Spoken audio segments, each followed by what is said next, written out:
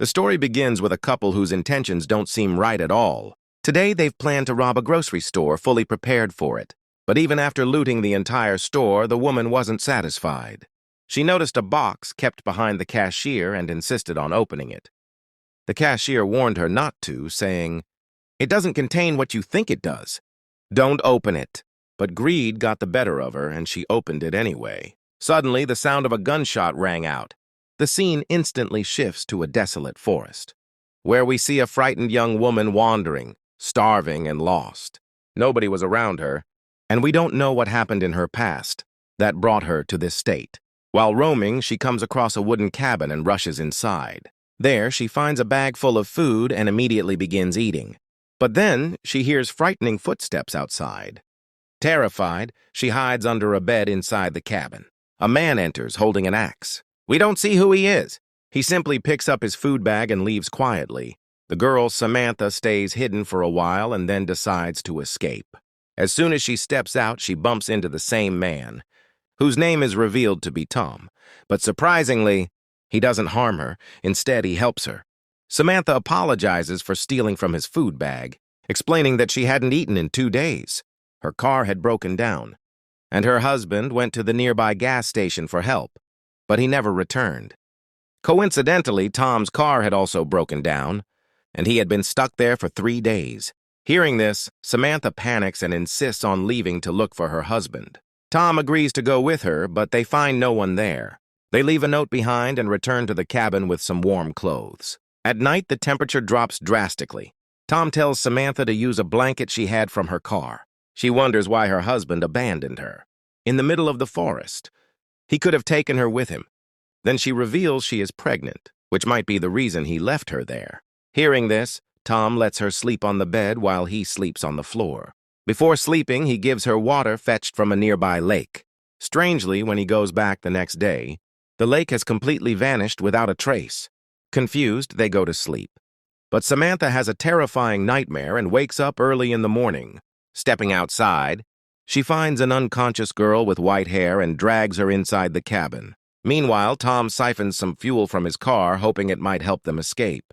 The girl regains consciousness, and we recognize her. She is Jody, the same woman who robbed the grocery store earlier. But how did she end up here? When she sees Samantha, she assumes Samantha is the intruder. Samantha explains everything, but Jody doesn't believe her and storms out angrily. At that moment, Tom returns with the fuel but hears 2 gunshots, terrifying him so much that he drops it. Calling out for help, he finds no one and returns to see Jody inside the cabin. Jody explains she fought with her boyfriend, who abandoned her there, and now she just wants to return home. Tom allows her to stay, but only if she helps with their survival tasks. The next day, Samantha and Jody talk, slowly becoming friends. Meanwhile, Tom struggles. He notices something strange. No matter how far he walks from their location, he always ends up back at the cabin. Disturbed, he tells them this place isn't right and they must leave. When asked where they were going, Samantha says her husband told her this was New Hampshire. Jody insists it's Dakota, and Tom claims he was driving on a Los Angeles route. They realize they are trapped in something much bigger than they imagined. Tom decides they will try to go as far as possible the next morning to find help. That night, both Tom and Jody have a strange dream of someone injecting them with something. Samantha, too, dreams of herself writhing in pain. In the morning, they pack their belongings and set out. While walking, Samantha and Jody open up to each other. Samantha reveals her mother died while giving birth to her, and she grew up in an orphanage. Suddenly, Jody trips on something, dropping a wad of cash from her pocket. Tom is shocked and asks where she got it. She claims it's her savings, taken from her boyfriend before leaving. Samantha notices the thing Jody tripped on. It's a hidden handle. Tom uses his axe to break it open, revealing a German bunker stocked with wartime supplies and canned food with Nazi symbols. Samantha explains her father had fought in the war, which is why such things aren't unfamiliar to her. They gather the food, but once again, they mysteriously find themselves back at the same cabin despite walking straight. That night, while eating, Jody confesses she steals because she is uneducated and has no other way to survive. Samantha asks to see the money she carries. When she does, Samantha laughs because the currency is stamped 1984, which doesn't exist yet in her time. Jody insists she is from 1984. Samantha, shocked, says it's 1964. When Tom joins, they ask his year. He says 2011. Now it becomes clear they are all from different timelines, somehow trapped in the same place. Suddenly, gunshots are heard outside. They rush out to find a strange man with a gun speaking German. He orders Tom to drop his axe. Tom obeys, but the next moment, all three of them are captured and tied up. Samantha, who understands German, learns more. The man sees Jody's locket and asks about it. Samantha explains it belonged to her mother, and she has the same one. Enraged, the man reveals he too has the identical locket, with a photo of a woman who looks exactly like Samantha's mother. Things grow more disturbing.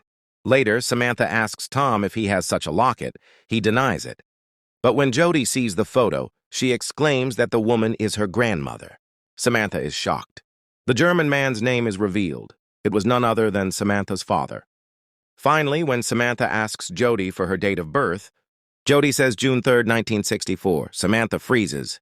That was the exact date her mother had died giving birth.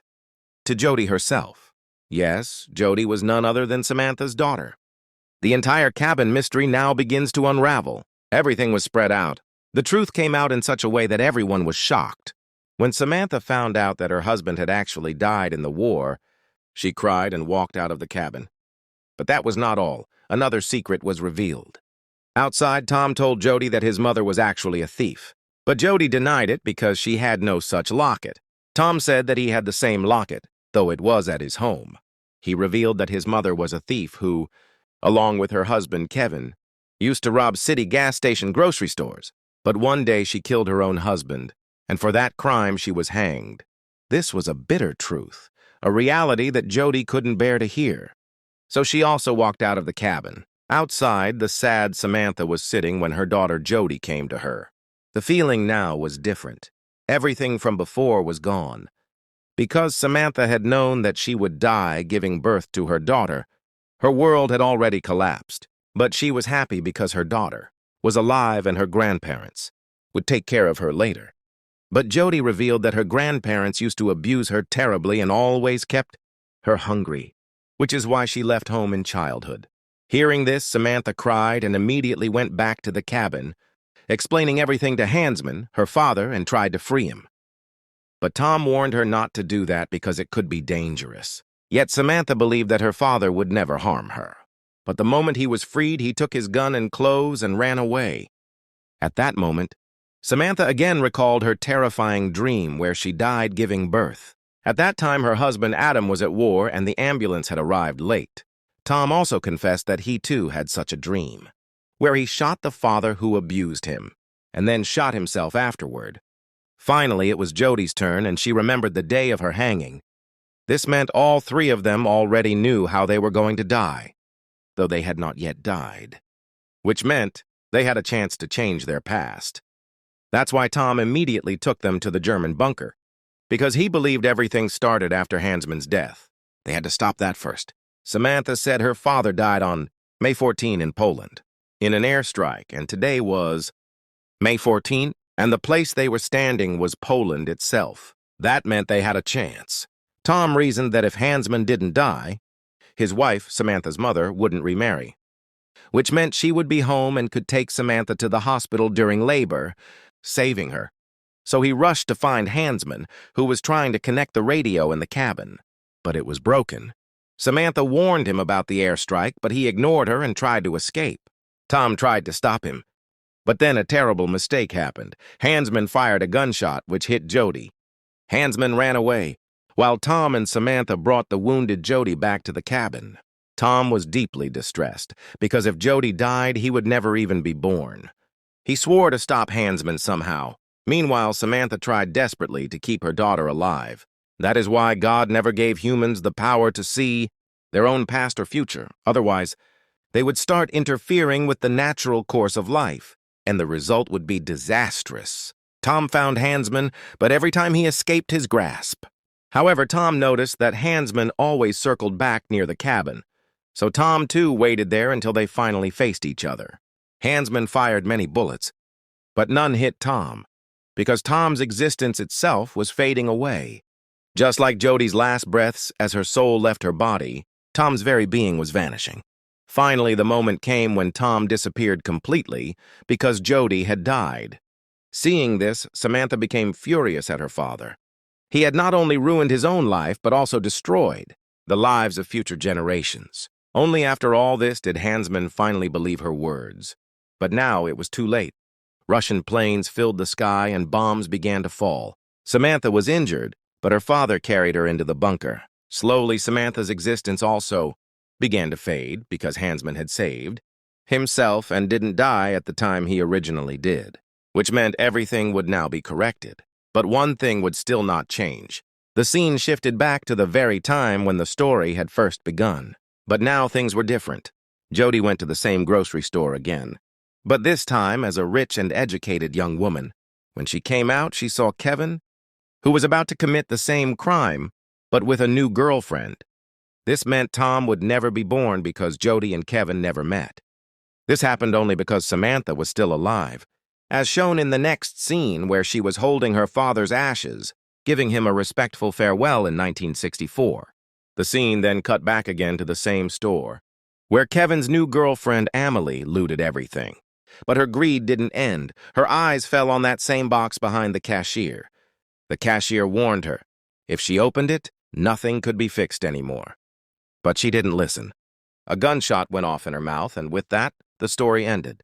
Friends, this was truly an incredible story that completely twists our minds. Well, how did you like the story? Do comment and let us know. We'll meet again in the next video. Thank you so much for watching. Peace out.